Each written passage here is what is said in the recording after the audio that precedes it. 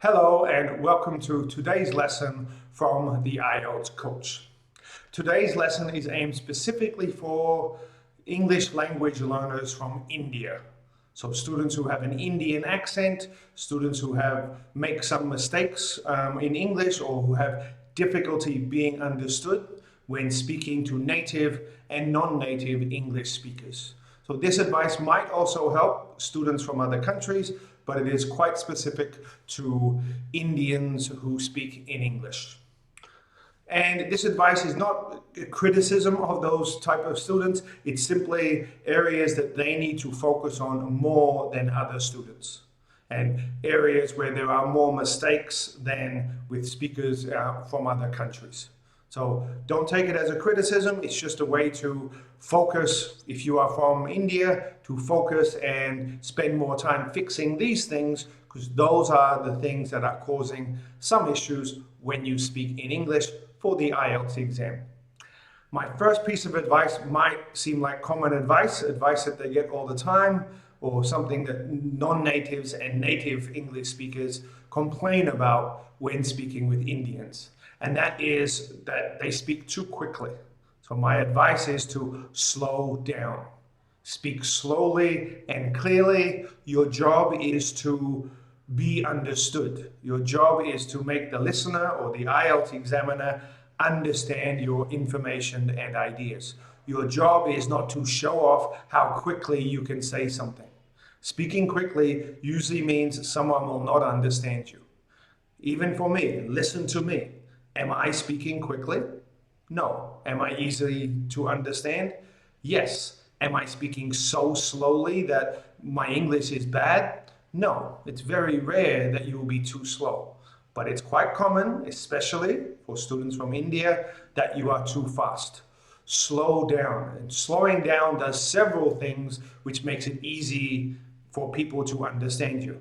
And the first thing is it gives them time to comprehend what you're saying. It also neutralizes the accent. There's an obvious Indian accent. We can tell when someone's from India, usually based on their accent. The slower you speak, the less the accent interferes with understanding.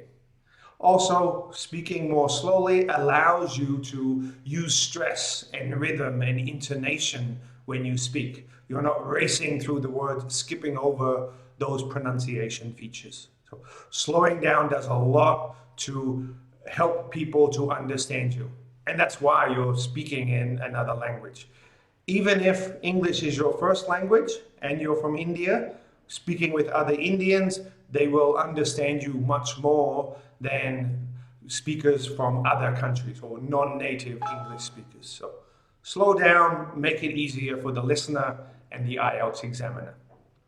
My other piece of advice, they kind of all tie in together, because the most common problem for Indians, the piece of advice is to learn and use natural English expressions and more casual English expressions. I find that Indians tend to be a bit too formal, a bit too academic, especially in the IELTS exam. They think they need to be academic. Even if it's the academic IELTS exam, the speaking part 1 and part 2, they are personal. They are about you. They are not about an academic topic.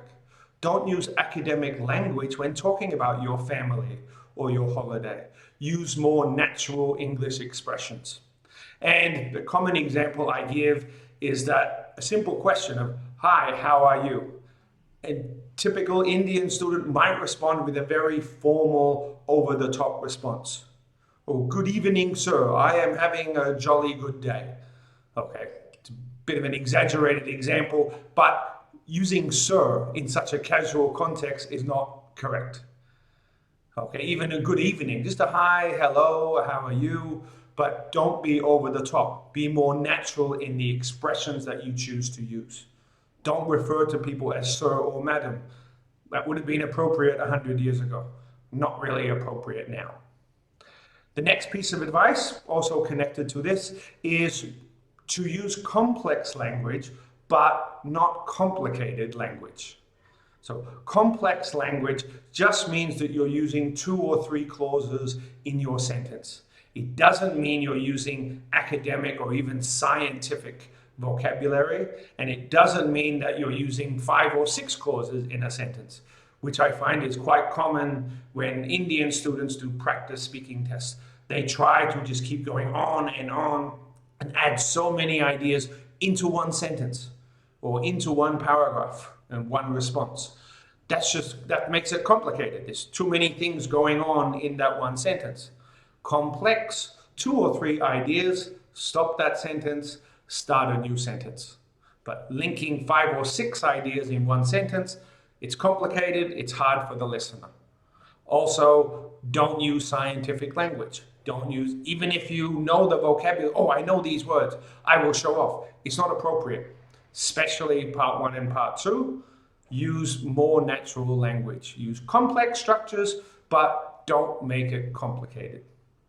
And my last piece of advice for Indians who speak English and who take the IELTS speaking exam in particular is to use formal and informal language appropriately. So this kind of connects to everything else in deciding what words to use. Oh, this word is much more advanced, so I will use it. Maybe advanced, is it appropriate?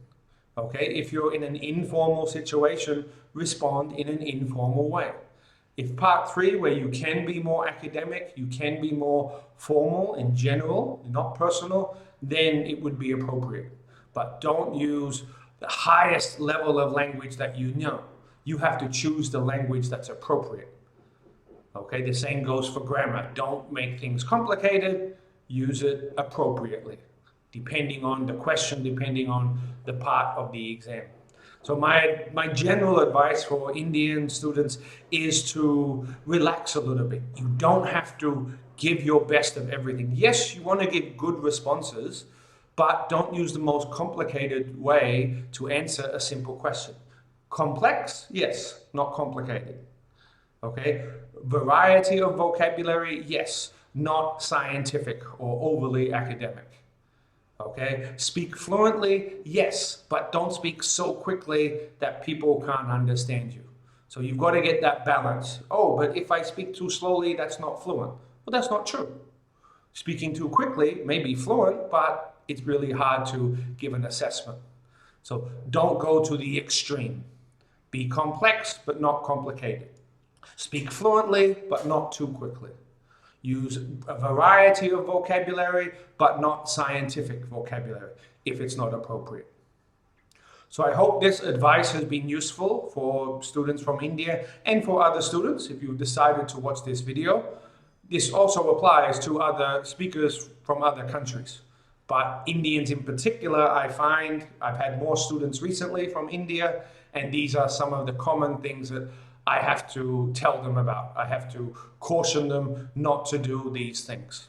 So I hope this advice has been useful. If you've got any comments or questions about the advice, please leave a comment below. Please like the video, subscribe to the channel, and I will give you some more IELTS advice and tips through more video lessons.